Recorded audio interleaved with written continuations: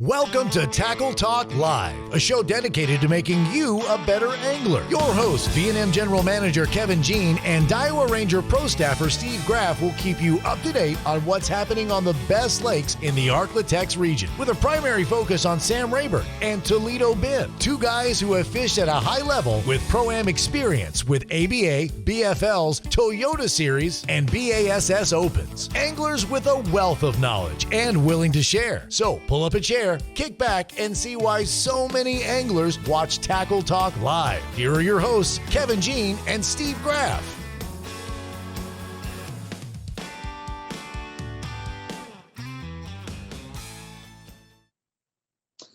Welcome to Tackle Talk Live, Tuesday, January the 3rd of 2023. I'm 13 Fishing Camus Pro Staffer Steve Graff, along with V&M General Manager Kevin Jean. Kevin, we're back, dude. Looking forward to a great 23 fishing season, dude. We're back. 2023 is here, Steve, and the tournaments start right off the bat. January is as full as it can get over there at Sam Rayburn. Every weekend, major tournament going on. So I'm looking forward to it. I'm looking forward to kicking it off. I'm as busy as ever right now, but I'm ready for everything in the fishing world to kick off. And talking about kicking off, everything's so early, Kevin, January. Our TTL question of the week, I posted on there. Our tournament's starting too early, but with the lack of weekends and boat ramps available, would you rather fish into the fall, September, October? So we'll see what kind of feedback we get on that. I'm anxious to hear what some of the guys have to say. Well, your deer hunters, are going to be against that, but and your duck hunters probably, but how many guys really would rather go on into the fall and continue to fish instead of starting January 1, getting ready for a tournament the week after Christmas? Yeah, it is. It's quick. A lot of guys are still hunting. I have mixed emotions about it, Steve. I have mixed feelings. But it is what it is. It's here, and we're in the dead heat of winter. And luckily it's not cold yet, but it's here, and it's been like this for a while now. I know 5-6 years it's been like this. First weekend of January, you're a go. BFL kicks off every year first week in January on Sam Rayburn, so for the Cowboy division. And but before we get to all that, today on Tackle Talk Live, we're going to visit with a guy that's going to give you all the inside scoop about Sam Rayburn. Sam Rayburn Guide Brian Branum is going to be our special guest today. He's going to break Big Sam down for us, and with the anglers getting ready this coming weekend, Kevin, the BFL will be taking place, and then next week the ABA Open Series will kick off. So we've got some much-needed heavy rain last week and this week, which should bring the lake up a bit. Presently it sits, Kevin, at 159.14. That's 5.26 feet low. I was over there Friday or Saturday. And you better be careful. You better know where you're at, especially on that north end above 147, because it's a little hairy up there. And but the lake has risen in the last 7 days, 7.56 inches. Yeah, it has, Steve. And that's why, and I haven't been on the water lately. I'm boatless right now, waiting on my next boat. But I'm anxious to hear from Brian. We've got a lot of rain over the past month, and the changes in the lake. And the changes that are still going on the lake, and how he's catching these fish, especially in some probably muddy water conditions, I'm assuming, in the grass. And we know Brian, he likes catching them shallow, he likes catching them deep. So that's why I really am anxious to talk to him today, just to hear, the different ways he's catching them, to kind of preview Sam Rayburn for January for all these tournaments we got coming up. This weekend, the BFL. Next weekend, ABA. You've got the Brandon Belt tournament next weekend. 2 weeks from now, you've got Bass Champs. The week after that, you got the Toyota Series and Outlaw Team Series #1. So every weekend in January is a huge, huge tournament. So really, like I said, want Brian to break this down for us to help our anglers that are getting ready to come practice for these tournaments, maybe give them a little insight of what's going on with Sam Rayburn. Yep, we'll talk about all that and a lot more when we return. We'll talk with Sam Rayburn Guide Brian Branum as he gives us his perspective on how Rayburn will fish this coming weekend. You're watching Tackle Talk Live. Toledo Health is a full-service primary and acute care clinic. Nurse practitioners Jarrett Rule and Melissa Vines bring quality health care that's needed and convenient to the area. Whether it's a stomach virus or a hook in your hand, Toledo Healthcare will try and meet all your healthcare needs. Appointments available and walk-ins are always welcome. So the next time you're feeling down at Toledo Bend, stop by Toledo Healthcare, located on Highway 6, just south of Toledo Town, or you can call 318-508-5323. For all your boating needs, check out Shreveport's newest marine dealer, The Boat Shop. Raymond Kidd and his great staff will take care of all your engine repair needs or anything else that needs fixing. A certified Yamaha Mercury dealer, they carry two of the best fishing boats on the market from Sea Arc and Camus. The Boat Shop is never short on trade-ins, as they're always willing and able to make you the best deal possible. Looking for great boat accessories? They're a full support Garment and Minn Kota dealer. So the next time you're in the market for a new or used boat, or maybe you just need to service the boat you have, let the Boat Shop fix you up. To learn more, call 318-402-0399 or go to ShreveportBoatShop.com. The next time you're on I-49 just south of Natchitoches, Louisiana, stop by Cypress Knee Outdoors. A store within a store, Cypress Knee is located inside 3J's Four-Way. Whether you need gas, food, or drinks, they have it. While you're there, check out Cypress Knee Outdoors and pick up whatever hunting or fishing tackle you need. Top name brands like Strike King, Santones, Pro, or the #1 soft plastics made, V&M. On the hunting side, they carry guns from Mossberg, Winchester, and Remington. Plus, they've got a great supply of ammunition. Let John Abram and his staff show you everything Cypress Knee has to offer. Located just 1 mile east of 127 on I-49, or call 318-238-HUNT. You're watching Tackle Talk Live, a show dedicated to making you a better angler. Now back to the guys with all the inside scoop, Kevin Jean and Steve Graff. You're watching Tackle Talk Live. Thank you for tuning us in. This segment presented by Toledo Health, The Boat Shop, and 3J's Four-Way, home of Cypress Knee Outdoors. And on the phone, we have the man himself, Mr. Sam Rayburn, Mr. Brian Branum. Brian, how you doing today, bud? Doing well. How are y'all doing? We're doing great. Kevin's down there in Lafayette, and I'm up here in Natchitoches, but we're doing good. That's good. Hopefully y'all miss some of these thunderstorms. Yeah, they definitely came through, and it looks like we dropped a lot of rain. I guess that just takes us right to where we kind of want to go with you, Brian, with the BFL coming up this week. You know, how has the lake? I know it's been low, over 5.26 feet low, but it's been rising 7 inches over the last 7 days, and all this rain we're getting is going to just continue to rise, which we are happy to see, because it's pretty treacherous, especially on that north end of 147. You better know where you're at. You can tear some stuff up over there right now. Yeah, Steve, that's been a big point of most of my reports and communications to the public lately, at least for the last few months. It's at a really pinnacle time for being careful out there. I mean, I've been advising through my reports to not run on plane at all if you don't know exactly where you are, especially up north. Yeah.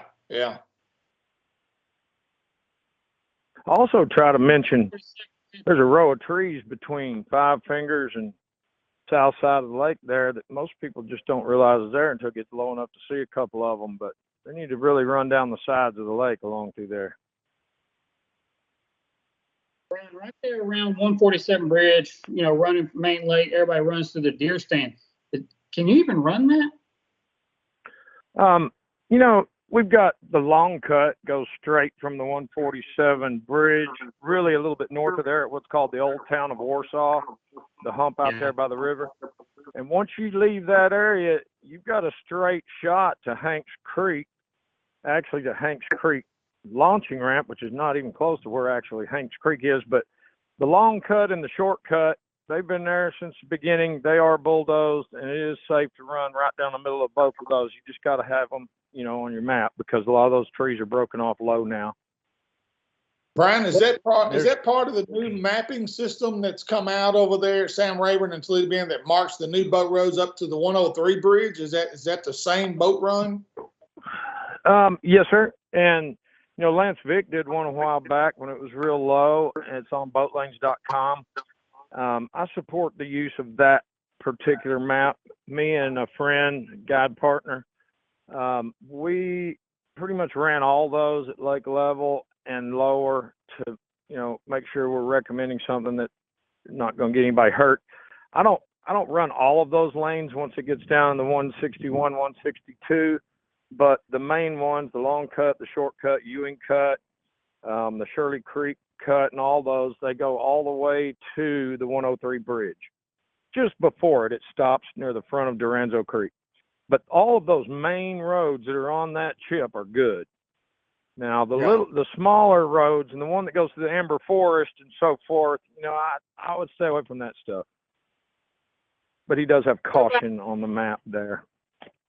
Yeah. Brian, what about from 147 bridge, like running through Harvey, how all this run? How is that looking right now? Running what now? From the 147 where? So, say Harvey. Oh, if I was going 147 to Harvey, I'd go ahead and go around by Calhoun Point and go between the Amber Forest and the Black Forest, and there is a mark for that on some maps. That's simply how I would do it, especially if I had customers. If I was buzzing around by myself, knowing that area pretty good, at the exact current lake level, I'd probably zip through those islands. But, man, there's just very little margin for error doing that. I'd be extremely careful. I knew just from past, I knew kind of when the lake got to this water level, man, that kind of got sketchy running between those islands just from the past history I've been there. When this level, it gets a little sketchy running around through there. Well, I wouldn't, like I said, it would be something I'd only do on my own. And, I can run that river way up north when it's low like this because it's marked so well. I've got it transposed from Google Earth photos to my mapping, and I have double heading sensors on the boat, both compass and satellite. I wouldn't recommend it to anybody except someone who knows exactly where they're at. And you got to drive like a crazy man to get through those islands in a couple of places. Two particular little turns, you're just going to go right on ground. But you can do it right now. I just wouldn't advise it to anyone that doesn't know exactly how to do it. So, Brian, when is you say basically, okay, it's at 159.14 as of today. When is it at 161, 162 before we can feel fairly confident we can run again? Yes. 2 feet low, 164.40 is the conservation pool level. Anything within 2 feet of that, there's a certain mark I've got that's 162.35. Sounds real particular and everything, but above that, I don't watch too close on, almost all boat lanes that people use. Below that, I start really watching, and you get down around 160. If I'm going to run something for a week or two, or if I'm going to fish a tournament, let's say, because I don't tournament fish anymore, but if I were fishing a tournament and I knew I was going to say end up in the back of buck, let's say, well, I'm going to idle that road with down a side scan on before I run it if I'm down around 160 and be sure there's nothing I'm going to hit. I'm going to idle it, trolling motor, whatever. So 160 is the very beginning of just extreme hazard. Down below 158, like where we got recently, just a few hundredths of a foot, there's some crazy movement of the lake over long periods of time. And if you were around it last time it was this low, it's not the same even as it was then. These winds and hurricanes and all the things of the lake water's powerful. It moves that sand and dirt around, and you can have blowdowns that are deadhead on the bottom where you were running over a 3 foot flat. Now you've got something that's just under the water level laying down out there. So, you got to be careful. Weird things happen. I don't want to get into it too much, but lightning struck my boat Friday, and we weren't even in a storm. We were a little bit off of it, probably 2 miles, first time it ever happened. But we were doing everything you could possibly do to be safe. And at that same, we still got hit. So, nobody got hurt severely, and just scared us and so forth.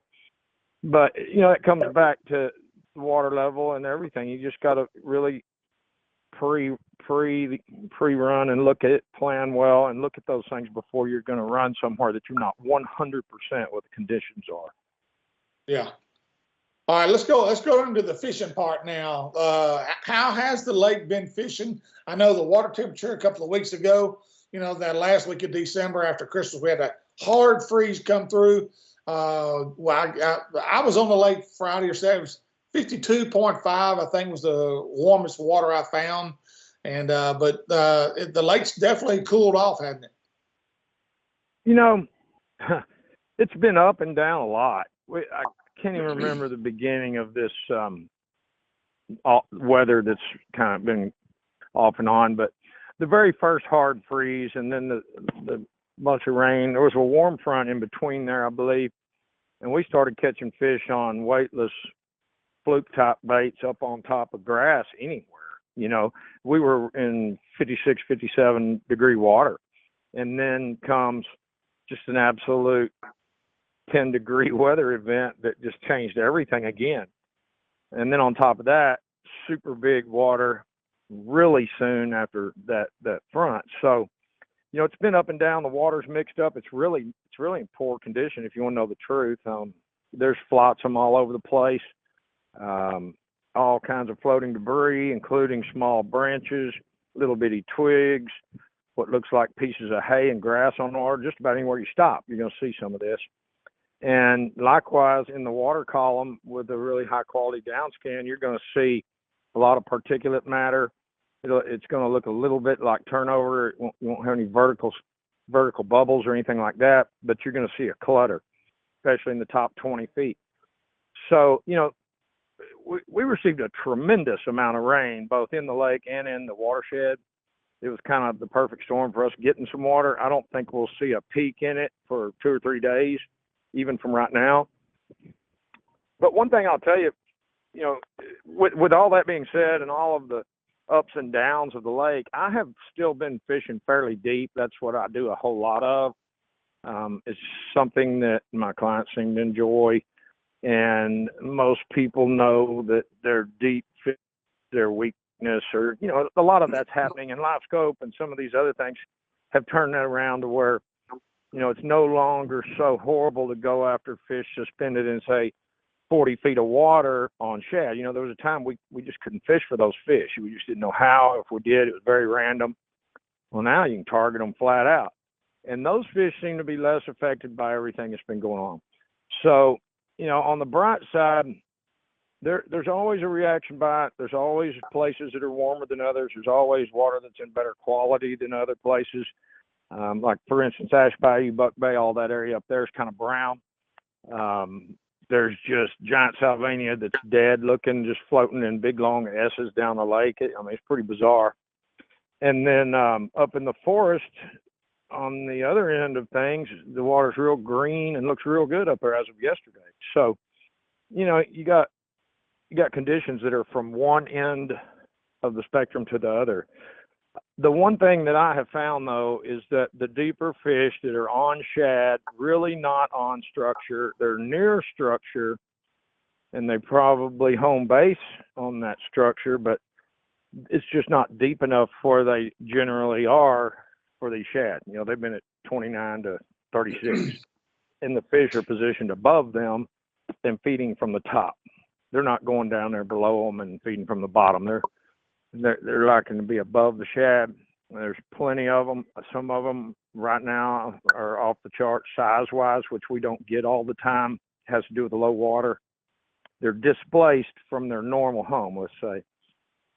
Let's take a big old flat like Farmers. There's no grass on Farmers, but there's tons of brush and lay down trees and spider stumps and all that kind of stuff. And those fish, if they normally live in 12 feet of water out there on one of these logs, on one of these spider stumps, that's literally home base, those fish. They may have 4 or 5 in a given area that they're back and forth in, but they're not just running all over the place. Well, if that water's now 6 foot low, 6 foot deep, they're not happy.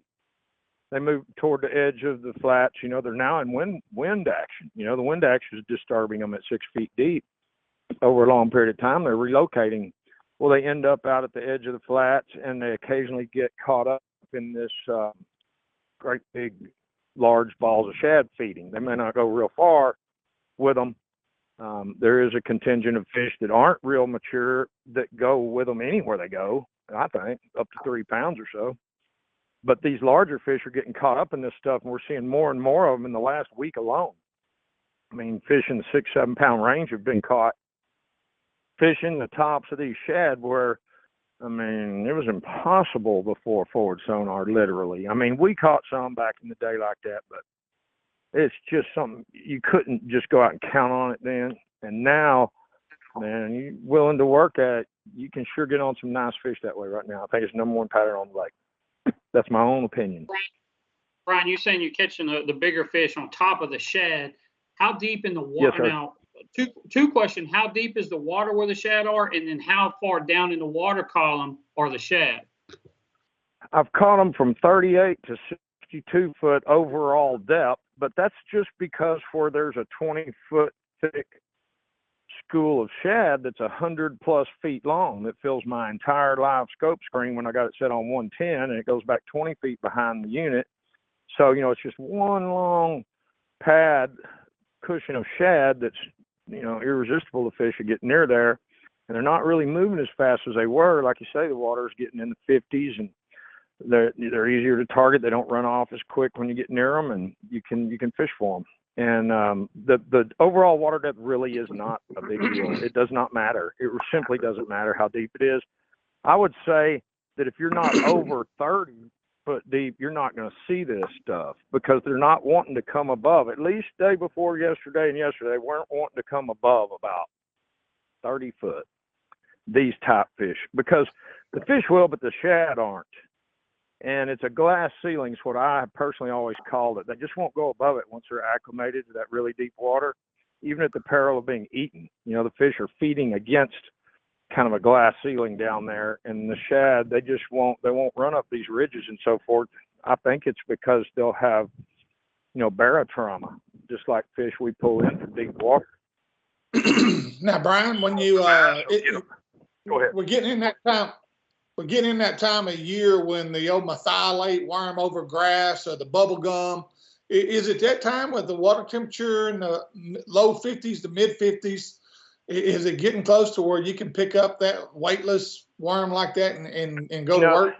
I think both that technique, extremely slow but methodic wake bait type presentations. Back in the day, it was just old bomber, top water bait or a red fin or something. Now we've got some really neat fancy movement and some wake baits, and I think wake bait, even buzz baits. I mean, I had a coinger win a tournament out of the back of my boat in mid 50s water. So, you never know what a fish is going to do. I'm certainly not going to tell them what to do, but I would say that the water is going to have to stabilize some before you're going to see very much of that, unless you find some really good grass areas or really, really good structure areas that I don't know about, that the water's not really, really bad stained. And colder than water that's deeper. Now that'll change very quick. It's warm today. This is a warm rain. It's amazing how quick it's going back and forth. But I mean, I saw a 6-degree temperature differential from the mouth of the cove to the back of it this last week. So, Wow. If you find it right, yeah, those things will definitely produce. I want to jump back to those bait fish, just in the day we live in nowadays. So, would you mind, or if you don't want to go into great detail about it, don't worry about it. But I want to pick your brain on here on the baits you're using to catch those fish, if you're willing to. Man, I put them in reports every single week. What do you want to know? I mean, my reports are exactly what goes on out there, in my opinion. It's just, if people are dedicated to this, they're going to catch them. I'm telling you right now. If they're not dedicated to it and they give up after an hour, it's just like any other fishing. They're never really going to learn it and master it. Primarily, I'm using a Jackal tail spinner that's 1 ounce.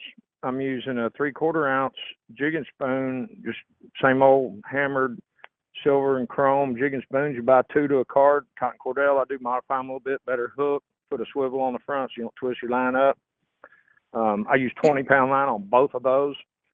And there's kind of a reason for it, but it's basically just what I use. And then I use 6-inch flutter spoons when fish get worked up, and there's some larger ones in the area. 4- and 6-inch flutter spoons have caught some for us.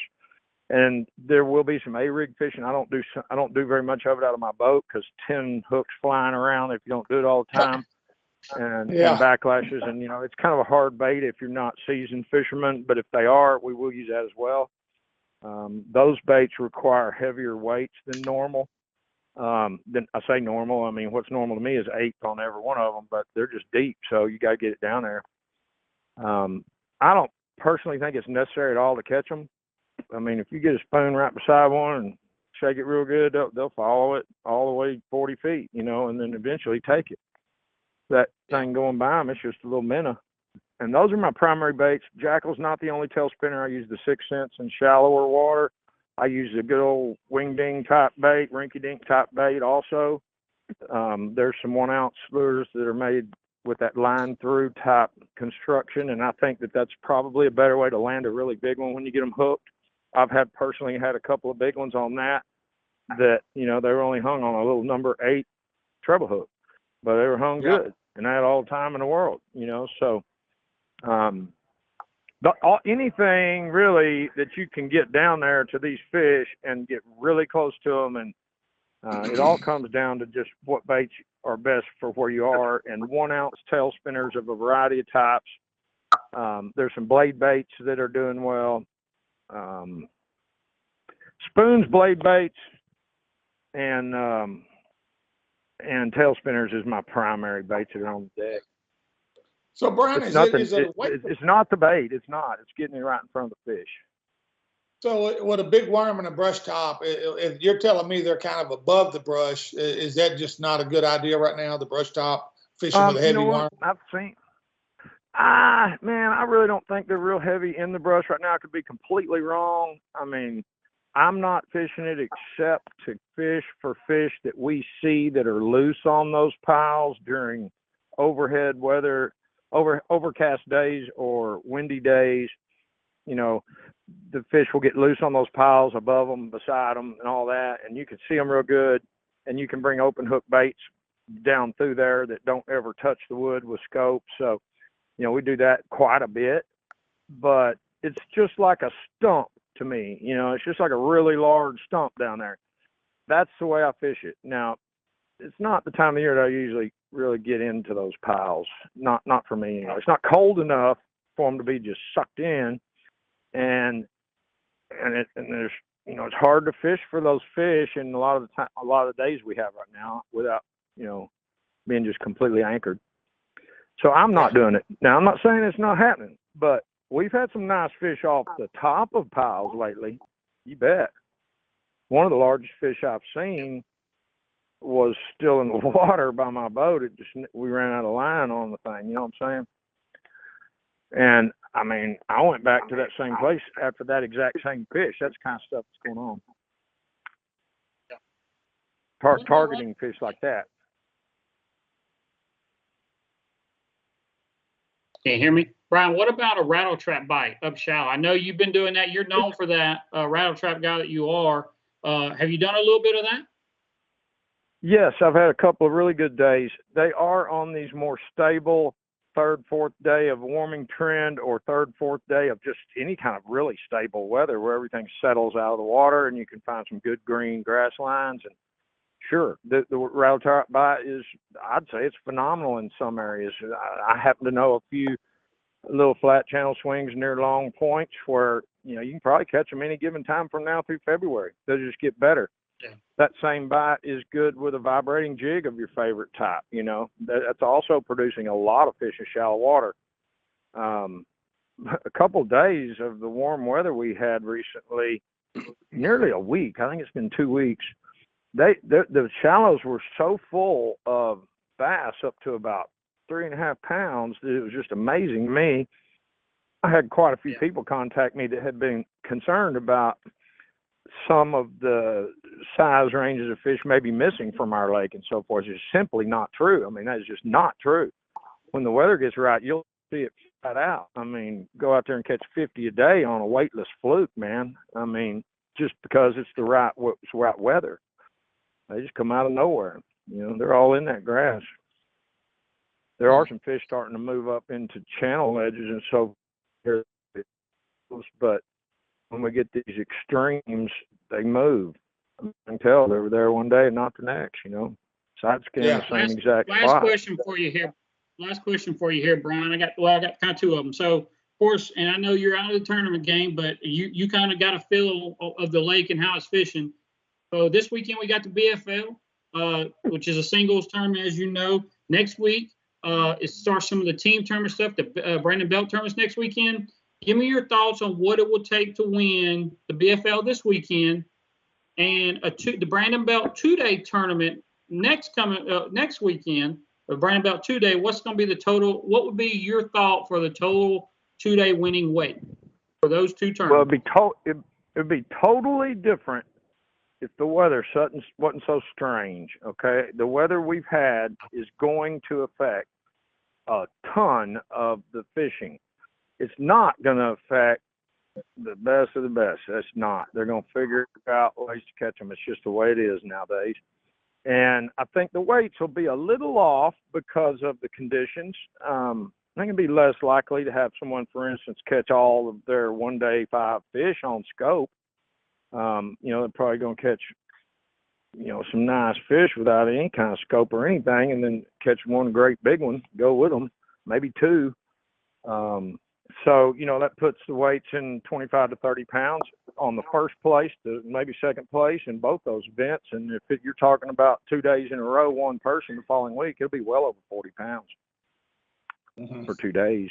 1 day weight in this BFL is probably going to be 26 or 8 pounds. We got a lot of big fish on the lake right now. Yeah. And it may be 5 5-pounders.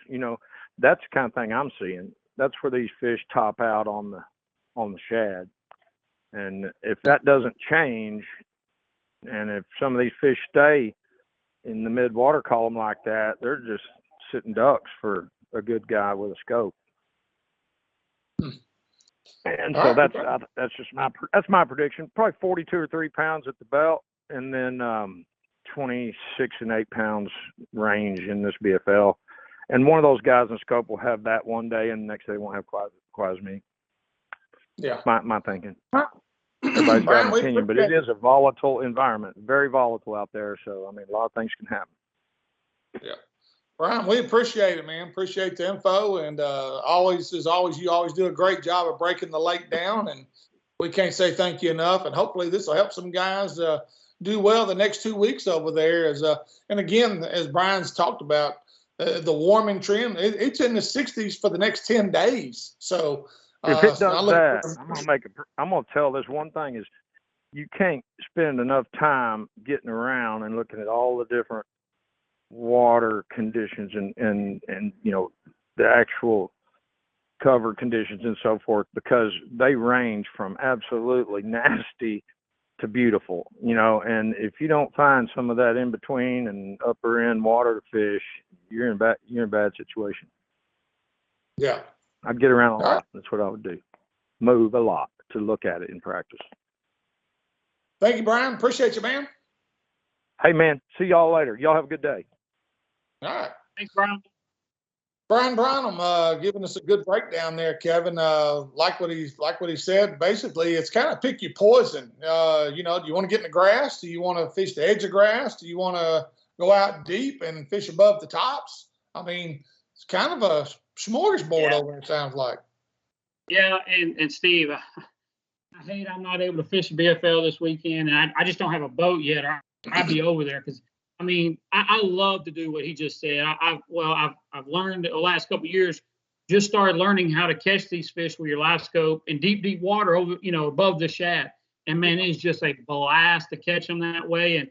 And what he's saying, he's catching 5, 6, 7 pounders above the shad. So he's saying over 25 pounds is going to win the BFL this weekend, most likely being caught that way. And man, I'm just itching because I hate I'm going to miss that because that can be fun. Now, that is a big Hero Zero type deal.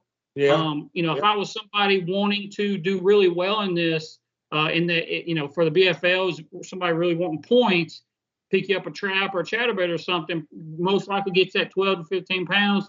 and maybe go out and try to do the scope stuff later on the day. But it'll be somebody committing to live scoping all day. Just my opinion, just how the fish are setting up right now. Yeah. And Steve, I want to have one plug here because I got to throw a V&M plug here. The bait he's using, and he said it, the line through bait for that, old wing ding type bait, but the line through, he's throwing the jackal, which is not a line through. It's a really good bait. I'm not saying it's really good bait, but to catch fish that size, in my opinion, the line through, it helps you get them in the boat. It helps the hookup ratio. It helps you get on a boat. V&M has the new little hammer designed by Daryl Gleason. Guys, this is a bait you need to try out. It comes in 3/4 and a 1 ounce. We have 3 different colors, but it is the ideal bait for these conditions. And okay, Steve, I had to do my plug. I'm done now with that. Well, and when they're feeding on shad, there's just not much. There's not nothing better than that bait right there. I mean, it's just dynamite over there. So, and it's that time of year. So it's just that time of year. A lot of guys like to throw that bait. Yeah. We're going to take one more quick break. When we return, we'll kind of go over the real quick the BFL schedule. Kevin's already kind of alluded to the January tournament. We'll cover that one more time, and also talk about the Southwest Division of the Solo 150 Tour. We'll talk about that. Numbers are looking good for that particular event. So, but we'll be right back with more Tackle Talk Live right after this. Are you looking for the finest custom-built rods ever made? Then look no further than Pride Rods. Fishing rods built to last and made in Montgomery, Texas. Constructed by Mr. Billy Kistler with the finest Gary Loomis North Fork composite blanks available. They offer a complete line of both spinning and casting rods for both fresh and salt water. Pride Rods do more than pass the eye test. They excel in performance as well. Ask your local tackle dealer if they carry Pride Rods and pick one up and try it for yourself. You'll see why so many anglers are using Pride Rods. To learn more, go to priderods.com or call 832-418-6040.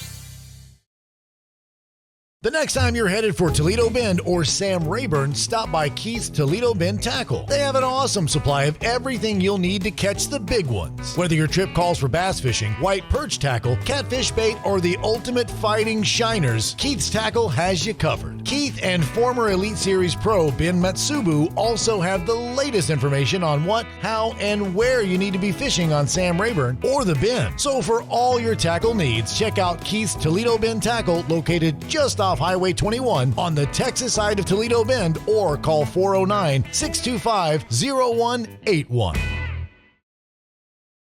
The Lakes Insurance Agency is an independent insurance agency that has been taking care of Texans' insurance needs for over 25 years, offering auto, homeowners, boat, RV, life, health, and commercial insurance. Owner Clark Moore is a local guide and tournament angler who understands your insurance needs and wants to be your go-to guy for all your insurance needs. For a free quote, give him a call and see why so many Texans trust the Lake Insurance Agency. Located at 805 Southeast Stalling Suite 3, Nacogdoches, Texas, or call 936-205-4467.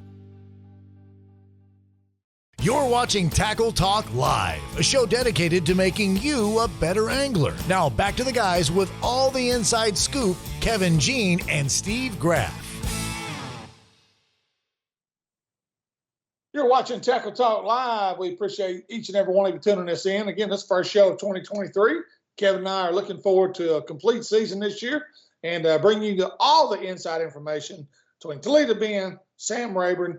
And Kevin, one thing real quick we can talk about after this segment is presented by Pride Rods, Keith Toledo Bend Tackle, and the Lakes Insurance of Nacogdoches, Texas. 2 locations, Broadus, Texas, and Nacogdoches as well.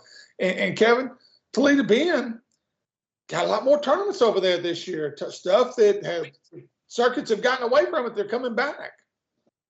We do. And we haven't talked about Toledo Bend today, but those tournaments coming up February, March is when those tournaments really load up over there on Toledo Bend. So really excited to talk more a little bit Toledo Bend in the few weeks coming up.